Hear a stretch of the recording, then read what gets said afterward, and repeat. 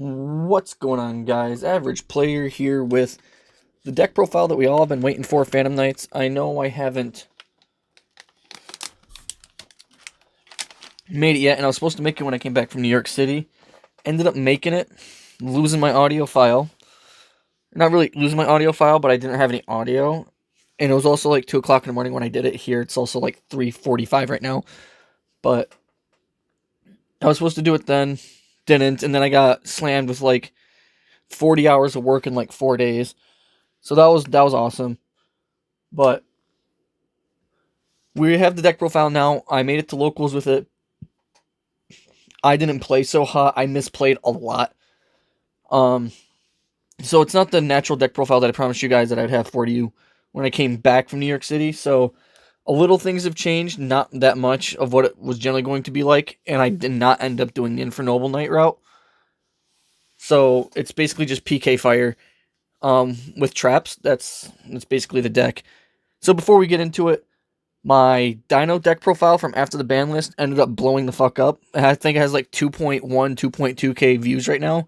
So thank you to anybody who tuned into that, and anybody who dropped a sub within that time. I'm pretty sure I gained like 20 subs, which is insane. In like a week and a half, 20 subs, that's insane. So if we can keep on getting 20 subs for every week and a half, I can make it to 100 by the end of the month. So please, guys, keep dropping the sub. I really appreciate it. It really means the world to me. So, excuse me. As well as dropping the like again. I again crazy on the likes. You guys dropped like 47-ish likes. And when I get the editing software, I'll be able to show this stuff to you guys, so I can just like double check. And if I have to make an editor's note, I can. But I don't have any yet. Still working on it. But yeah, so I hope you guys blow this video up like you did the last one. Share it with your friends, all that other stuff. But we're going to get into the deck profile. I got new sleeves. I generally was playing with the black ones beforehand, but these are the Nebula sleeves from Dragon Shield. And the extra deck is the Glacier sleeves. So you will definitely be getting to see both sleeve colors while I'm doing this. So as you guys can tell, we have the main deck, extra deck, and side deck here. And we're going to start off with the main deck. First, obviously, the Phantom Knight core. Triple copies of Torn Scale, triple copies of Boots, 2 copies of Cloak, 1 Greaves, 1 Gloves. In my opinion, that's the best ratio.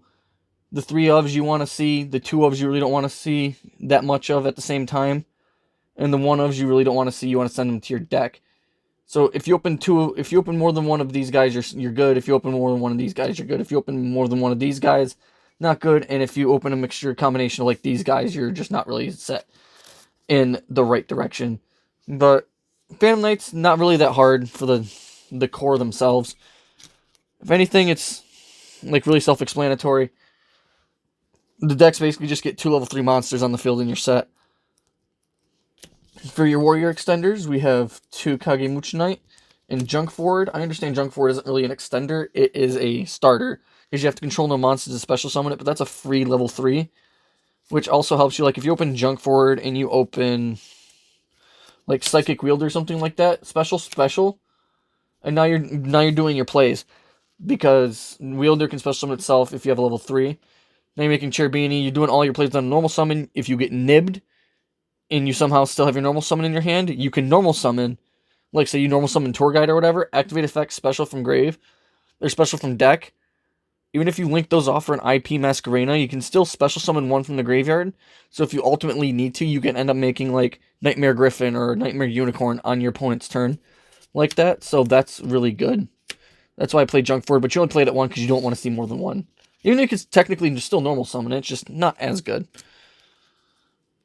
And speaking of the Tour Guide engine, 3 Tour Guide from the Underworld, 1 Sangan, 1 Graph, 1 Seer, 1 Skarm. So I did originally not play the Sangan, and then when I went to my locals, I took out the Skarm, played Sangan. Then after locals, I was like, man, I should have kept the Skarm in and played Sangan, because there's times where I've opened the Graph or the Seer, and I really needed that Skarm, because I can get this from my deck, and I can add something at the end of the turn. Like I can add another Tour Guide or whatever to just combo off if I need to again at the next turn. So that's good. Sangan is good because it adds any one of your hand traps from your deck to your hand, which is actually helps out a lot. Next is your E-Tele targets, which E-Tele is going to be later on in the video, but Wielder, Tracker, Ghost Ogre.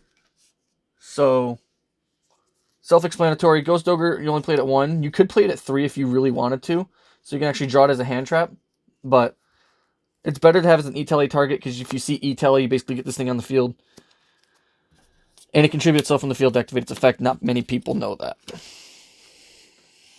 Next for the hand traps. We don't play many, but 3 Ash, 2 Imperm, 1 Called By. The Imperm is actually part of the trap portion of this deck that I explained at the beginning. And I'll explain because I have 2 cards in here that could be changed out for other cards. For the trap versions, that you can change out any, like, these 2 and, like, the other 2 to start playing a different type of package or whatever. So it doesn't really matter, but if you have 3 Imperm, play 3 Imperm. It's even better. Make the deck a 41 card deck. It really doesn't hurt much. So, yep, don't have to explain I shouldn't have to explain the Called By or the Ash, because in this deck, if you draw Called By, you're protected from the D-Shifter. If you get Ash, it doesn't really matter, but you still want to stop the Ash or a Bell or whatever. So Called By is good. It's also good as just an interruption. Like, they don't hit you with any interruptions. You can set Called By at the main phase 2 and just do what you need to do. Next we're starting off with our spells. 1 E-Tele, 1 Rhoda. This is like, these 4 and Called By are the only 5 spells that I play in this deck. The rest is obviously monster cards and trap cards. So it's basically full gas and hit your opponent with a whole bunch of negates and floodgates. So Rhoda, obviously you know what that does. E-Tele, we all know what that does. E-Tele's busted. Next is for the Phantom Knight trap cards. 3 Fogblade, 1 Shade, 1 Wing. Wing can become Sword if you want. It helps you with the Appaloosa synergy. Because if you have Sword, you can flip up Sword. Target your Appaloosa now has 5 negates on it. So that really helps. Shade is a good part of the combo. You can also use it to, like, special summon itself to your side of the field. Especially if you just IP Masquerade on the field. This way you can make a Nightmare Unicorn or something like that. It just becomes really easy to do so. And Fogblade, we all know what that does. The card is probably one of the best cards in the deck. It's a monster negate, and that monster cannot attack or be attacked. It's awesome. And now, I only main deck 2 of these, and you can main deck 3 if you really want to. Well, double anti-spell. Because I only play 5 spells, and they're all, like, spells that I activate on my turn. Or I can technically activate them on your turn with Emergency Teleport and Called by the Grave, but still, if I flip up anti-spell, they have to be wait a turn anyway, and they've already waited a turn, so I can just flip it. So, yep, so you can play 3 of these if you want, but if you are really bent, because even though I don't have the Griffin, and that's going to be going in the extra deck, when it comes in, it should be coming in like 4 days, you can take these out, and you can play Eradicator. So, and you're like, how can you play Eradicator in this deck? So, in your combo, if you play your combo right, you get out Levier. Use Levier's effect to detach itself. Special summon your Cloak. If you have Rusty Bardiche on the field, switch Cloak to defense position. Rusty Bardiche gains 800 attack until the end of the next turn. So you can just tribute off your Rusty Bardiche, get in your grave, which actually doesn't really bother you much because you can just get it back out anyway. So, yeah, that's how you can get Eradicator resolved. And we also play Arc Rebellion. So if you use Arc Rebellion and your opponent still can, like, after you swing for a lot of damage, if your opponent can still be able to play the game, then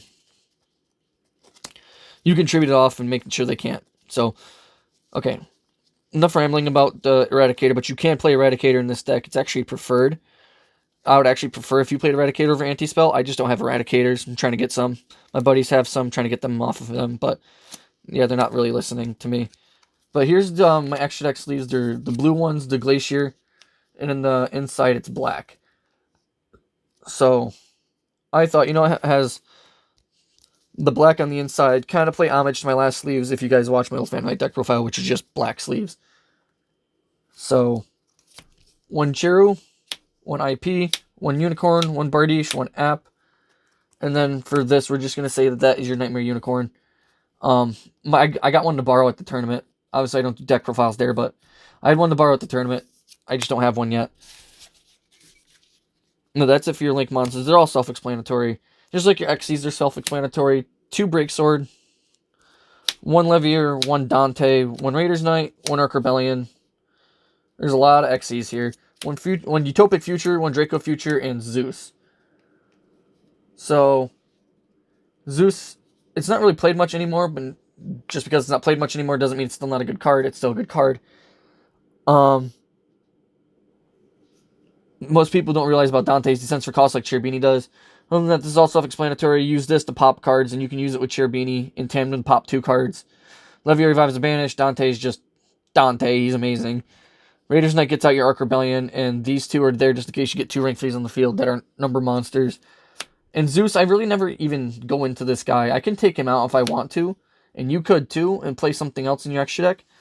But I summoned him once on tournament on Sunday, and it was basically to bait out my opponent's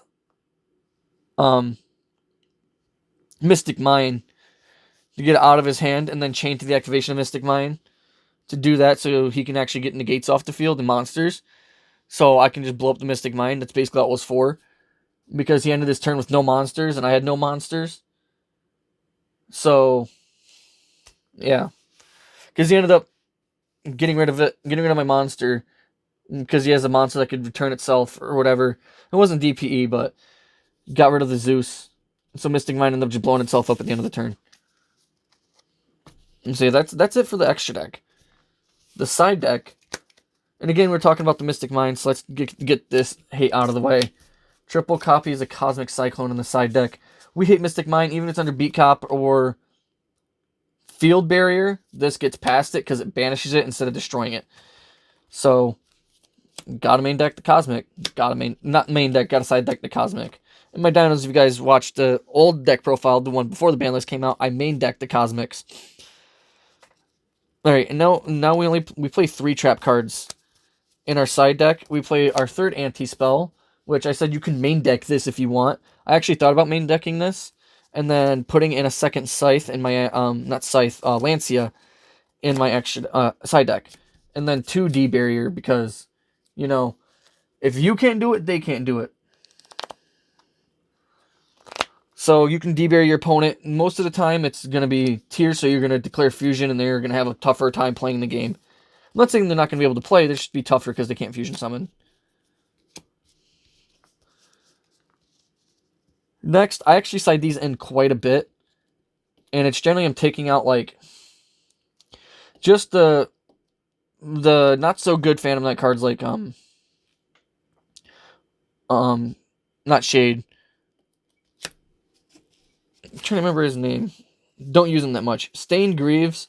I take out, like, Stained Greaves, and I'll take out, like, a Burning Abyss monster, and then I used to have Upstart Goblin in here, and I took that out for the Scarm. And then, like, if I didn't need the anti-spells, if I'm playing against somebody who doesn't really play spell cards, I can take out the anti-spells or whatever, because I also play the Driver. 3 Gamma, 1 Driver in the side, which is good. And the reason why I said I might play another Lancia in the extra deck and main deck my 3rd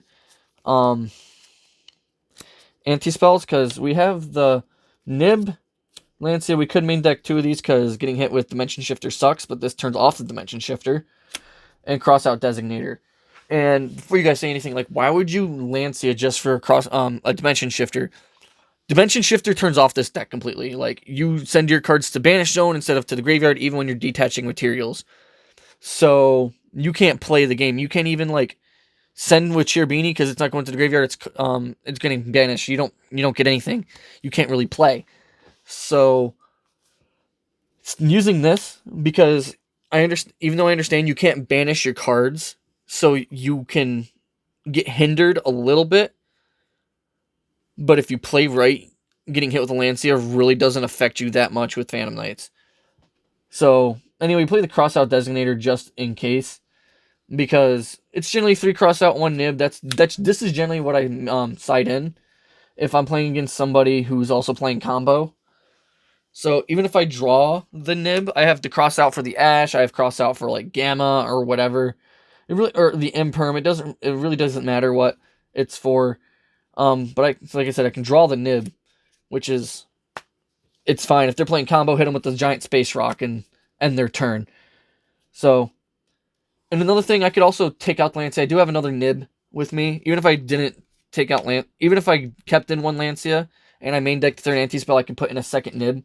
So this way I can put in those 5. So I have a chance of main decking the nib as well as having a cross out for nib. So yeah, that's basically it for the deck profile for Phantom Knights. I hope you guys liked the video. Tell me what you would do differently in the deck and why. I try to respond to as many people as I can within the community who who comment to my videos. If you guys have any questions, I answer them. If you guys have a hot take, I listen to it. So again, just let me know what you guys think down in the comment section below. Smash the hell out of that like button because, last time you guys demolished it, especially with me only having 41 subs at this point. Having more likes on a video than subs was like mind-boggling to show that. And it's kind of encouraging that I can do it. Nobody's ever told me that I couldn't do it, but people have told me this is like a stupid thing to do. Why would you want to do YouTube and stuff like that? But yeah, it's not really trying to prove people wrong, but in the same time, prove people wrong because some people are jackasses. So, yeah, and then, of course, sub. I will change one thing, and I'm not really changing that 100 subscriber face cam reveal. At 50, I will do a kind of like a meet and greet with you guys where I will tell you my name, like what I do for a living so far, and all that other stuff. If you guys want to have any questions to ask me, put those down in the comments below too. We're only 9 subs away from that, so if you guys get us to the 50 subscriber mark, especially since it's gonna be on this video. If you guys do it on this video, all the questions will be fresh. I will do it right as soon as I hit 50 if I'm not working. So basically the basic stuff I'll be telling you guys is what my name is, like my real name, and what I do for a living, and how old I am, and all this other stuff. What I like to do for fun besides Yu-Gi-Oh! And then what other questions you guys have, just let me know. Again, thank you all for watching. Hope you liked the video. Subscribe. It really means a lot to me. Again, I just sat there. Again, I really appreciate it. I sat there fangirling about myself. If that's weird, because I saw a whole bunch of people react to my Dino deck profile, and I wasn't expecting it to get that big. And I actually was freaking out, and I was sharing it with my brother, and honestly, it really did mean a lot to me. It brought me to tears. So, again, you guys are amazing. Thank you so much for that, and I hope the rest of my videos end up like that. But I can't make my videos like that if you guys can't tell me where I need to improve. So, thank you guys again. See ya.